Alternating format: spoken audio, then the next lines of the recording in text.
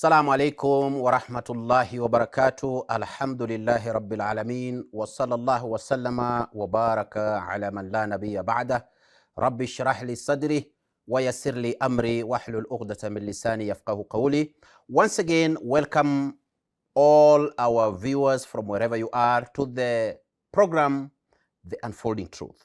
This is a program that is helping you demystify issues, metaphysical, that have always been mystified, things that you do not understand between these two religions, that is Islam and Christianity.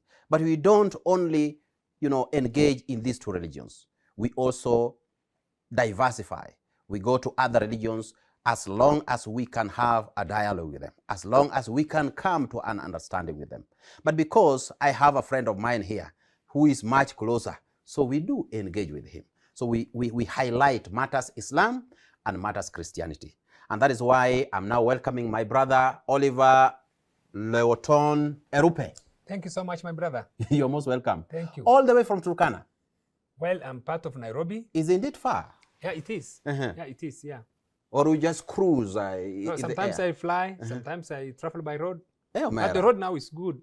Thank God for our government. Mashallah. We were able to put the road Mashallah. now. So you just landed? Yeah, well, I just came the other day. Most welcome. My brother, today I want us to help the viewers. Yes. There's a question that has been bothering them. Yes. And according to our new our SMS feeds, yes, we got some multiple questions that were coming. That's and right. That informed yes, our topic of today. That's right. And what we are discussing today is the religion and politics. And politics. You see that? Religion and politics. Religion and politics. And politics. Yes. And we may want to know what is the space or the place of religion yes, in world politics. In world politics.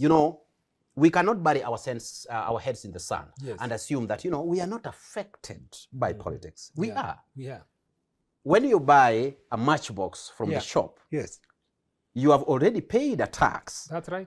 And you have already paid the salary of the president. That's right. And of your MCA. Yes. And every other person. That's right. And the the MPs who are going to make laws in parliament yes, to govern your day-to-day life. That's right. Therefore, you will be deceiving yourself to think that you don't really belong to politics. Politics is there. Yeah. Now, but it has to be within the parameters. Yes. Now, the religion itself. Yes. What is its place in world politics? This is what we are going to discuss today. That's right. But when I peruse, when I try to look into the previous people, the notables, the nobles, yeah, who came before us, yeah, what they said about religion and politics. I got some few extracts. Thomas Jefferson said in 1802, yes, he was writing a letter to the Baptist, association in Connecticut, the US. Right. Yeah. He was writing a letter, and it was a long letter, yes, but there's an extract where he said religious beliefs should be a private matter. See that? Yeah. Religious beliefs should be a private matter, and the government should not interfere with such matters. This was a letter to the Danbury Baptist Association. Yes. And, he established yes, a boundary, yeah, a wall between state and the church. You see that? Yeah. And my viewers, honorable viewers, when we talk about church here, we mean religion. Because this is what they are talking about. Yani church here now means religion. Yeah. So I cannot go into, the finer details and say mosque, temple and all that. When we say church and religion, we mean religion and politics. Yeah. Yes. So that's what they meant. And when the First Amendment came in the U.S.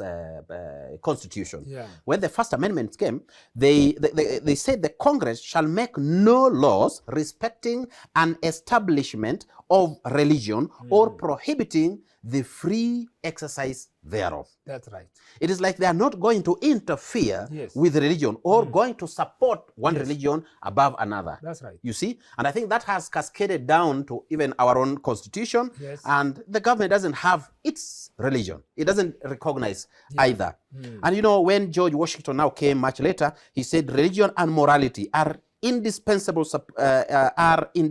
supports of our political prosperity. That's right. So George Washington understood the fact that religion is important. Yes. As we do what? As we play politics. Yes. Now, my cardinal question today, and which is going to form the basis of our discussion. Yes. What is the place of religion? Yeah. Wale watu wa dini, wale watu wa dini, uwe ni Muislamu, uwe ni Mkristo, uwe ni Hindu, yes. Be you a Jew, yes. confessing Judaism, because yeah. we have a Jewish community in Kenya, isn't it? Yeah. And they are everywhere. Yeah, everywhere. We have Hindu community, you know, and yes. the Sikh community, we have them everywhere. Yes. Now, what is their place in world politics? Well, that reminds me, when you look at our constitution, because you've just referred to American constitution there. Yes. When you look at our constitution, the constitution of Kenya 2010, the preamble says, we the people of Kenya, but it follows by saying, acknowledging the supremacy of the Almighty God of all creation.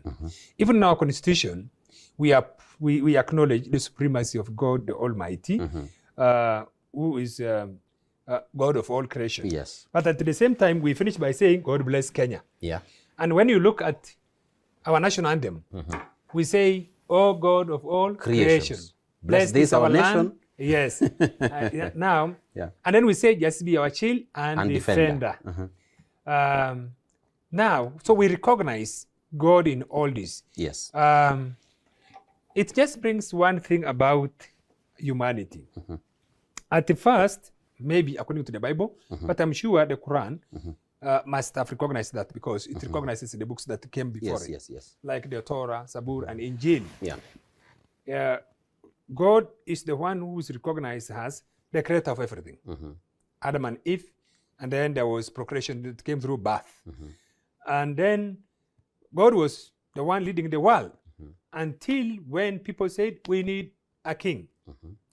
And so then they got a king. So the issue of kingship came. But before that, then the law came through Moses, the 10 Commandments. Yeah. And even in the 10 Commandments, one of the commandments is not to worship any other God but him. So the issue of God being recognized in our life has permeated over history, over time in history. And now, here we are, two things started taking place. God, the church or religion exists to uphold God. But at the same time, the state where religion falls, where politics falls. Because when we say, this thing actually has been taken in this way, they say, we are church and state. From church comes religion. Or rather, from religion comes church. So it is religion and it is law and religion. Others will say religion and law. When we say law and religion, from law comes the state. From religion comes the church. And so, Mosquito and all this fall within the same category. We are just using the church as an example, the way you mentioned. Yes, yes. Now, church and state, or law and religion, they work hand in hand. Because what happens, we are people in a society, different people groups, different cultures, different tribal groups, different languages, but they have found themselves within a confine called a state, like now Kenya, and they become a nation, but different groupings. Now, these people worship different things, and they have their traditions, the do's and don'ts, customs. That's a sort of law that governs the way they do. But now, that is in their nuclear, which is monoculture, which is just one community like the Kikuyu or Luos. But now, different communities coming together have to have a law that governs all of them. That's how we pass in the constitution in order to govern all of us. And we have to pass in a referendum so that we accept. But again, as people who pass that law and put a leadership that controls us in that manner through the governing of that law, the way we created the three arms of government, the executive where the president is and the cabinet, and then we created the parliament, legislature, to create laws for us or make laws for us, and then we created the judiciary, which will interpret laws. But then these are all coming and done in this combined society that is there together, laws that can govern all of them. But then within that same society, there is the issue of worship to an higher being. This is where the issue of religions comes in. There is worship to an higher being. Now, even those who are leading, who are controlling the state, who are controlling law or politics in that matter, again, are members of the same church or religion. They are members of Christianity.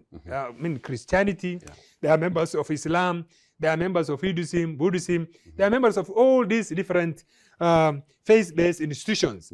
But all these faith-based institutions identify with this one umbrella institution called the state, where the law plays. And the law here, we bring our constitution, which we passed. And from the constitution came acts of parliament.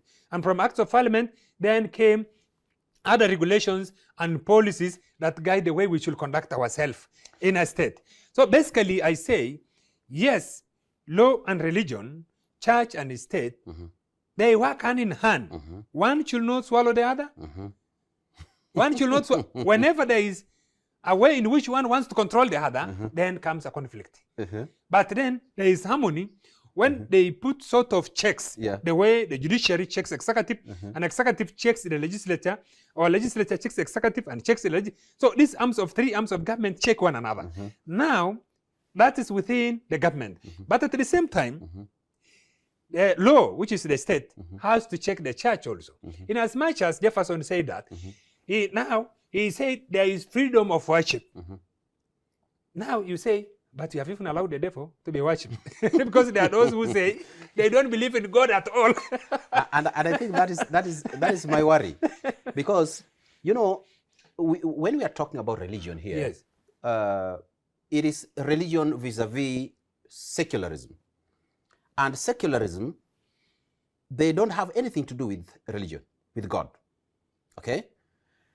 When now they come and start making laws, those laws may, in a way or another, contravene God's laws. And now, I think we really need to dig deep into this and find our place as a religion. When it comes to world politics, where should we be? To what extent should we do what? Should we engage ourselves? You see that? But I think it is a cardinal question that's coming, and we cannot tackle it until we come back from the break. So my viewers, we are running out shortly, but we are coming back in a few minutes. Don't go away. Assalamu alaikum wa rahmatullahi wa barakatuh.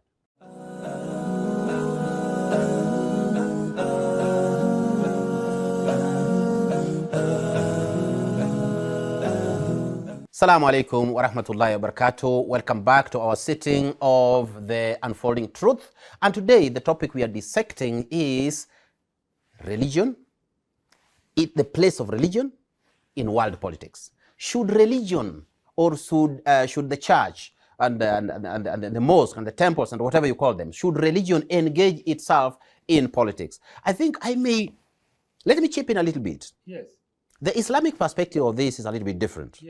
It is different in the sense that, give you an example of the Prophet ﷺ.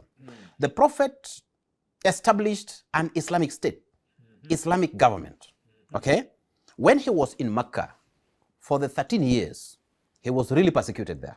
He could not implement anything because he was in somebody's government, in a people's government, a government that was so draconian, a government that was it was persecuting her citizens. And therefore, practicing the laws of God were a little bit restricted in Mecca, and therefore it could not happen. So he was given an order to do hijrah, to migrate or emigrate from Mecca to Medina. When he reached in Medina, he established the first Islamic government, and everything was moving smoothly. Why am I bringing this story? I'm bringing this story because I know even in the Islamic fraternity, some people believe that you should not engage in politics. And I can't reiterate this enough. You must engage yourself in political issues because it is governing your life. And the Prophet himself established a government. Governance is politics. You see that?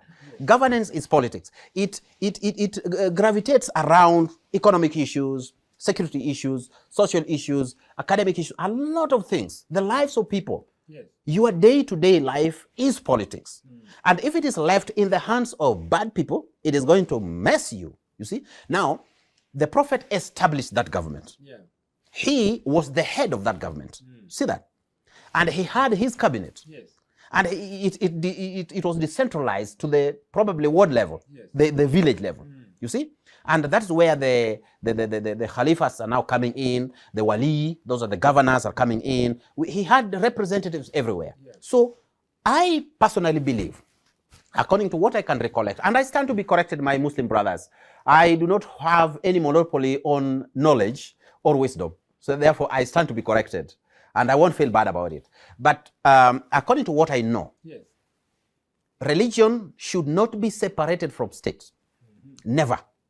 And if it is to be separated from state, that is from, the politics, now the politics that we are now talking about, yeah, then the politicians are going to get a leeway. They are going to rob. They are going to, corrupt the system. They are going to loot and do all manner of vices and get away with it.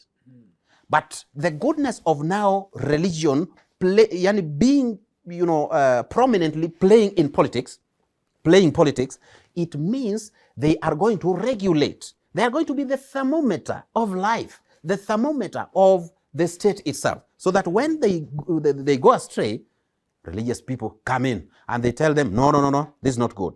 But again, there is an element of our constitutions, yeah, which were written by people who had their own interest, and they say, you know what, it has to be separated from state. So our Islamic standpoint, yes, or our theology tells us that we can engage in politics. And that is by example of Prophet Moses, alayhi salam, when he was leading the children of Israel in every aspect. During his time, there's nothing like there's a president there, there's a leader there, and there's Moses here. Moses was everything. And during the time of the Prophet ﷺ, he was the supreme leader. There is nothing like, there's a leader, there's some leader there and the Prophet Muhammad here. No, it is Prophet Muhammad, the head of the Islamic State, cascading it down, representing everything. And the governance was just super. And to crown it, the last caliphate, okay? Yeah. The last Islamic system of governance was the Ottoman Empire, which was just destroyed in 1924. But it reigned for 800 years, yeah, in Europe. Yes. And it is actually celebrated by the historians, the dead and alive. Yeah. They celebrate the governance under the empire of Ottoman. He said it was the best, and actually it was the longest serving. Therefore, we as Muslims, we cannot separate religion from politics. It has to go handy. I don't know whether that's the case in your place or you are contesting. Well, look at Article 8 of our Constitution. Yes. This is Kenya's Constitution 2010. Article 8 on national symbols and national days says there shall be no state religion.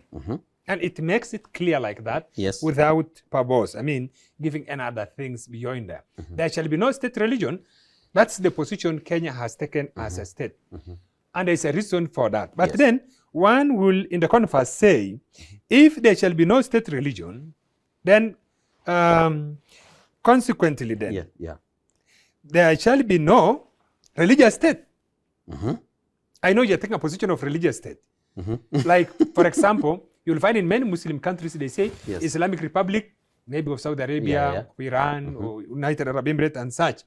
Now, we cannot say, of course, there is a Christian republic in Africa. One of the countries in Africa was Christianized as a Christian nation. Yes, yes. Whereas we are a Christian nation as Kenya, but we are not per se a Christian nation. We are a republic. Yeah. Under this constitution, there is no state religion. The nation of Kenya doesn't have a religion. And because the nation of Kenya doesn't have a religion, then the nation of Kenya is not a religious state. It is a secular state for that matter. That's what it tells. I agree with you. I know the issue of secularism is what you want to condemn. No. It's what you want to condemn. No. Secularism actually plays two roles. Yes. To some nomenclature, it can be classified as evil and bad. To some, it's not as bad as we want to think. Because even the clothes we wear, even the clothes we wear, made from the factory, and these are just fabric made from cotton and such. And one could think these are secular things. But then secular things with a religious symbol, for example, the kef you're wearing. When you put it, it's an Islamic, it is symbolically symbolizes who a Muslim is.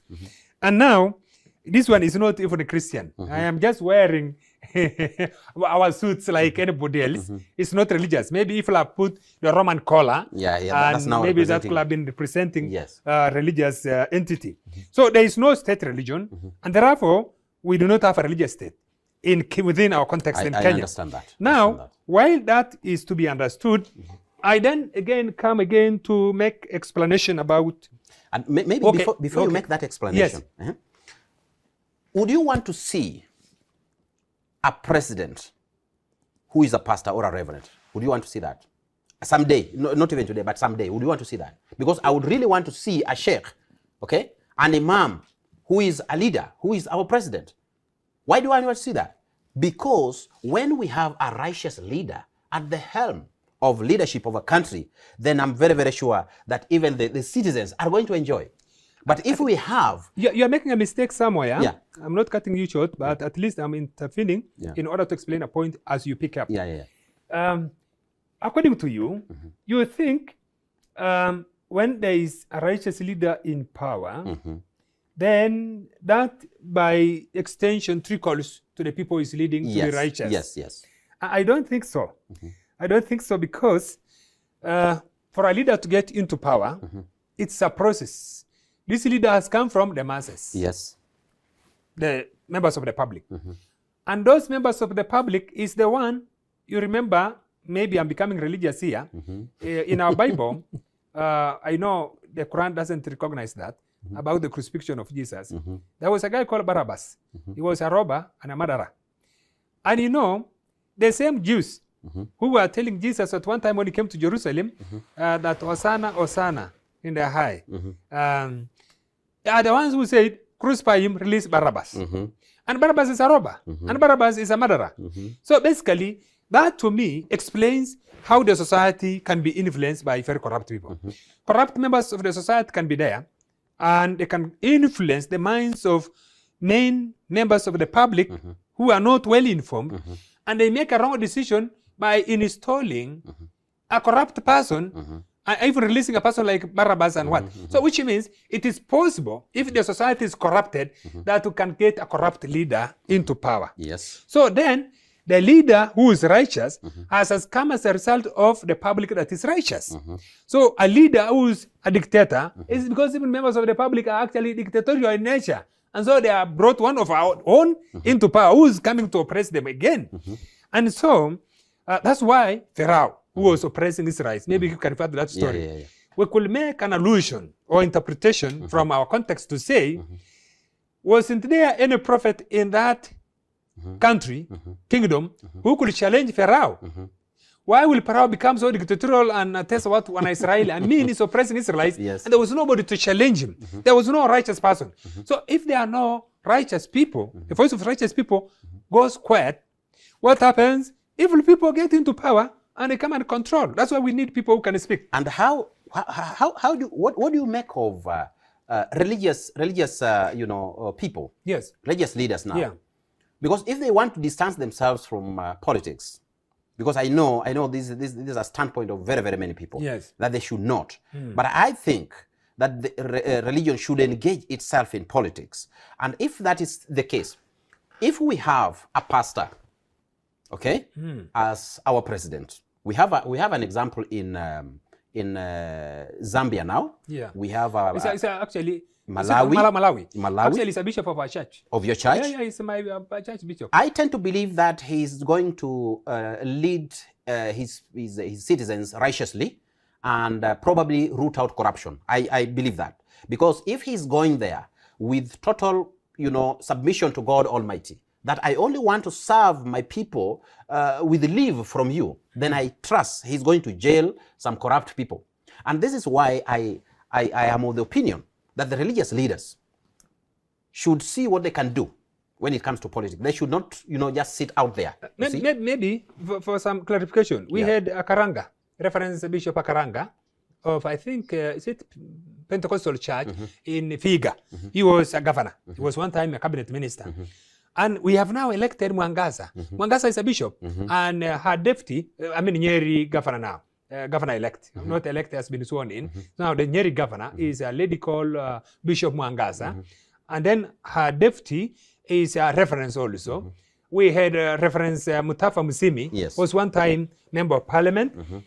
We have our religious people actually in power, and who are, well, this one, Professor Kifuta Kibwana, he did the same master's degree you told me, which I did at African International University, Missions, Islamic Studies and Cultures. And he was leading Makweni. People were saying there was good leadership in him. While it is true, one could say those in religion should come and lead us. But you see, the practices in political power and machination there, I've done a little bit of it, are different from the way things are done in the church. While in the church we refer to the Bible, there we refer to the Constitution and other international laws and treaties, and there are other things that are unwritten, what we call unwritten laws, where this president, for example, someone has invaded your country. While the Bible says do not kill. But as president of the country, you order your soldiers to defend your country. Yeah. Like the way we said, now Al-Shabaab are invading Kenya, and we wanted to see how we can. I think coming to that, because we have to address this issue. Yes. And there is a question that is coming in. Yes. You know, shouldn't the religious leaders now come and clean the murky waters of politics? Because if you say, when they come, there are some written laws, and they may not match. We are coming to address that after we come from the break. Assalamu alaikum wa rahmatullahi wa barakatuh.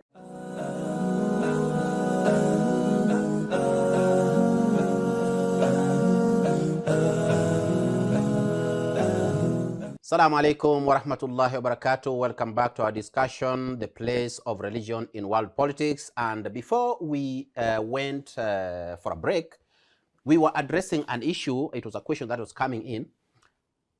Don't you think that the religious leaders should come and, navigate and clean the murky waters of politics?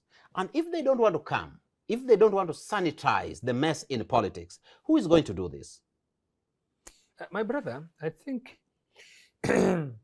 is political leadership the same as religious leadership? Maybe we need to address that question. For religious leadership, it's a question of being called. God has called you into that office, and so you are carrying out God's work that God has called you. Maybe someone will say, yes, I've been called into political leadership. That happened in England. William Wilberforce was to choose to be an Anglican priest or go into politics to clean the mess you are saying, the issue of slave trade. And actually, he went there and he brought so many laws to abolish slave trade during that time. He fought for it until eventually he succeeded. Then later he died. Immediately he succeeded, he died when slavery was abolished. If God has given clear communication to you as a religious leader, that go to politics, possibly that's what has happened with our bishop in Malawi. Go to politics and then do that cleanup. That is so good. Obey the voice of God. Go. But if God has not, what I have found in Kenya as observed here is political leaders, religious leaders seem to mistake the big masses in their crusades. That happened with one of our political leaders who fight to be president, even fight to be MP, he lost. Fight to be president, he lost. Simply because you mean he was confused with the masses that he has in church and not probably in church, stadiums in and all crusades, that? In crusades, those big rallies. So he thought this would translate into some votes. Into votes, becoming president. He lost. I don't want to mention names for purposes of confidentiality, but Kenyans can remember such leaders. And there are many others who have been vying for political offices. But don't you think some of them are genuinely genuinely having the urge to come and correct messes in politics? The messes in politics are there. But you see, in politics, you're not the only one governing. Yeah. For example, you are a president up there. How do you control your ministers, your corrupt ministers? How do you control your corrupt principal secretaries? You are just there. And you are surrounded by people who will actually not make you understand what's happening in the system. The system is so huge that that corruption can just take place under your feet and you won't know. You won't know. Maybe you will say, I will bring clean people. The church is the one that's supposed to clean those people. It is a person who has the fear of God that has come as a result of that person's conviction because of that person's faith or belief that can get into power and able to exercise what that fear of God means by doing the right thing. But those people should be cleaned by the church. Does that mean then a bishop should come and be the president of this country? I don't think so. But the bishop should make members of his church to be faithful. Then those who are called into political office, yes, he should pray and encourage them to go. I think in as much as he'll be praying, but I think some things have to be done. Action has to be taken. Okay, and give you an example. After the initiation of the county governments, yes, I think if history will be faithful, then we have a history in one of the counties. I think it's either Mombasa or Lamu or something. Yes. One of the counties. Yes. Actually sat down. Yeah.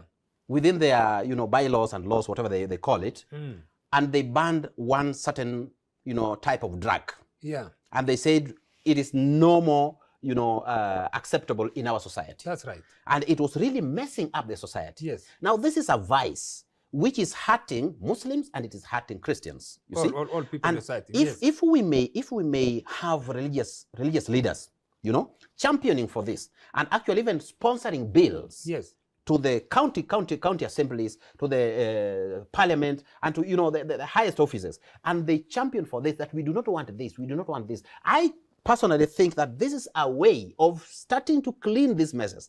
But if we are going to sit back and think that, let politicians deal with their thing and let religious leaders deal with their thing, they really don't care. They will come, you will pray for them, they will kneel down, they pray for them, and they say a lot of amen, but when they go out, they start doing their thing, and they really don't care. I think we are making a mistake here. Yeah.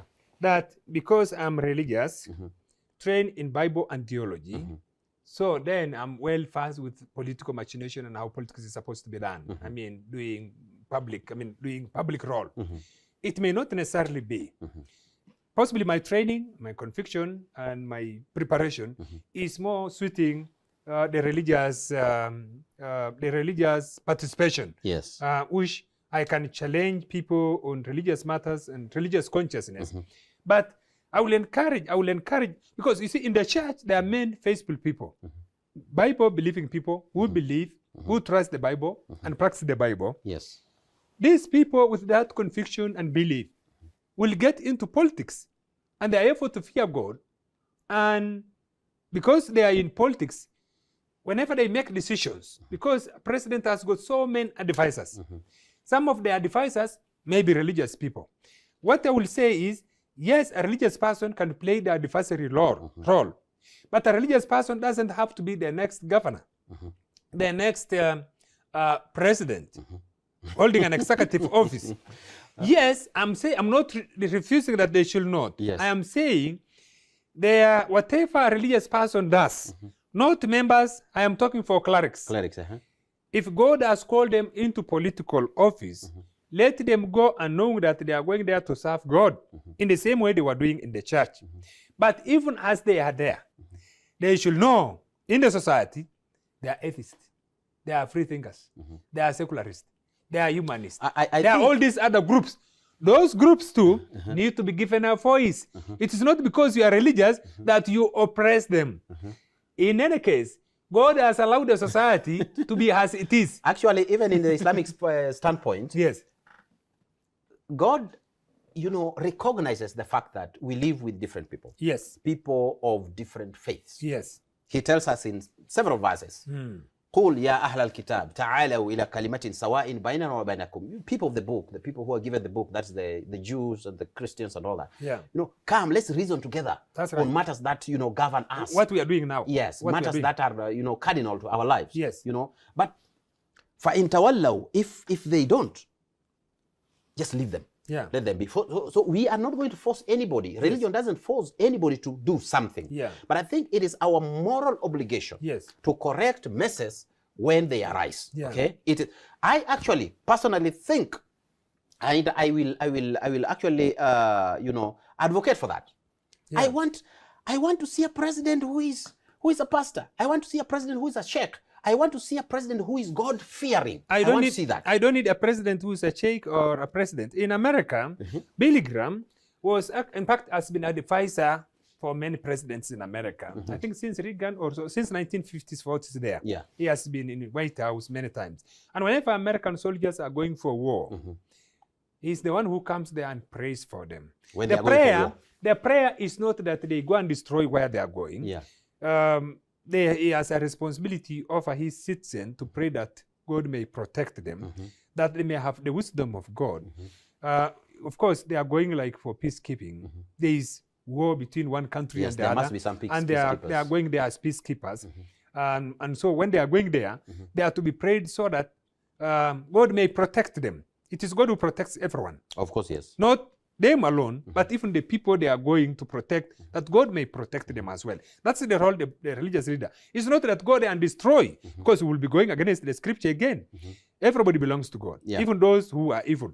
But then, I am saying, let a religious leader, and you know, for religious leaders, politics is by election. So will you want to tell a bishop to go and campaign, convince people, and you know in Kenya how politics is done? You have to give something. I think that we may be having a dilemma here.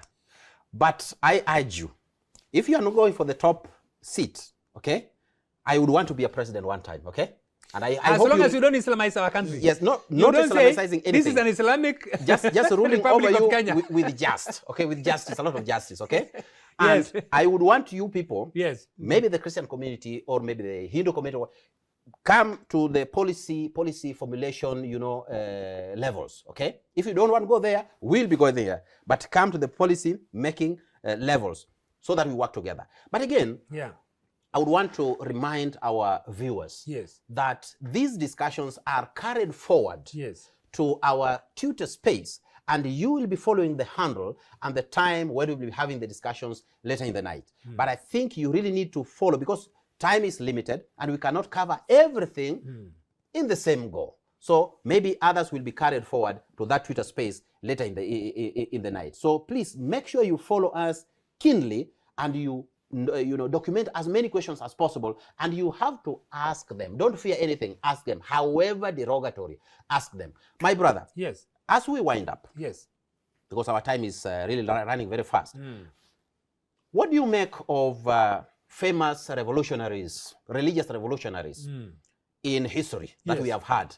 People who came and brought massive change. I'm talking of the late Dr. Martin Luther King, who was a Christian cleric. That's right. And made a lot of contribution to the black movement in the US. We are talking about Al-Hajj Malik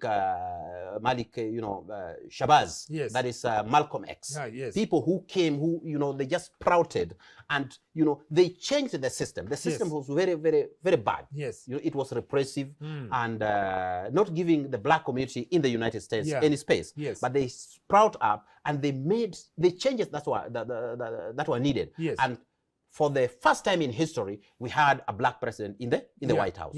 I think that if they sat down, they sat back, and they sat on the fence, and they said, we are only going to be spiritual, we are going to pray for our people, and there's no problem, we could have not gotten a black president there. And we could have not gotten the changes that came after them. That's right. Now, what do you make of them? People like Martin Niemöller in Germany. People, very many people. Even Martin Luther of Germany, who brought reformation. Even Martin Reformation, Luther. And even locally, the likes of Ndingi Mwana Nzeki, Sheikh Khalid Balala, that's right. Mutawa Musimi. What do you make of them? Bishop Alexander Muge. Did they do something that we are now dismantling? These are the people we are lacking in our country. And these voices are actually disappearing. And now we are not hearing. That's why I've been trying to follow and listen to Bishop Mweria of Nyeri. He's not as fiery as Mwananseki, but he's doing his best in the circumstances. We'll have expected Njuye to do much as cardinal, but maybe everyone is different. We cannot impose him to be Mwananseki. But we lack these voices. We need these voices in our society. There is a vacuum. There is a vacuum now. I think this is what is really pinching me somewhere. I think there is a vacuum somewhere. Yes, speak, but you don't have to be president for you to do so. You don't have to be governor or senator for you to do so. But if God wills, I'll be a president. God willing. If God has spoken to you, God has spoken to you, that is good. But I'm saying we need such voices in our society. Voices that can challenge the leadership that's there. Which is retrogressive. Retrogressive. And try to speak for the society. Yes. Not people who are selfish. It is people who are well respected. Yes. People that when they speak, they are listened to. People who have their values. Who have values. And even those same politicians respect them. You know, when you are within your lane, when you speak, they will listen, but you remain within your lane.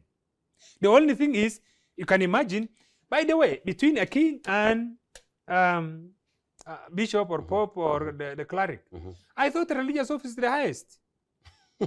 Why will you admire a worldly office? Give them your last advice.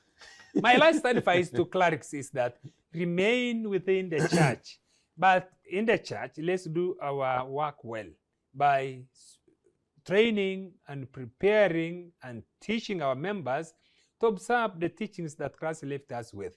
And these teachings are the ones that bring reformation to the society, transformation to the society.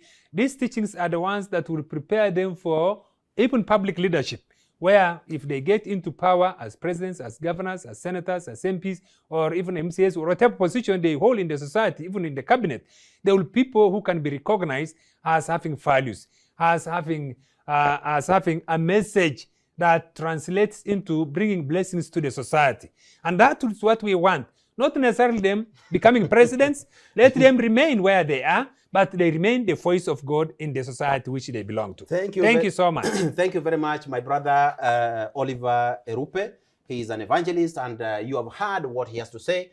Just to remind you again, our Twitter handle or our handle in across all platforms is at Horizon Kenya, at Horizon TV Kenya. I think you will get it very, very clear. It will be displayed on your screen. So let's engage. Even after this program, let's engage, and so that we may shape the society. I was your presenter, Omar Al-Bashir. Until we meet next time, Assalamu alaikum wa rahmatullahi wa barakatuh.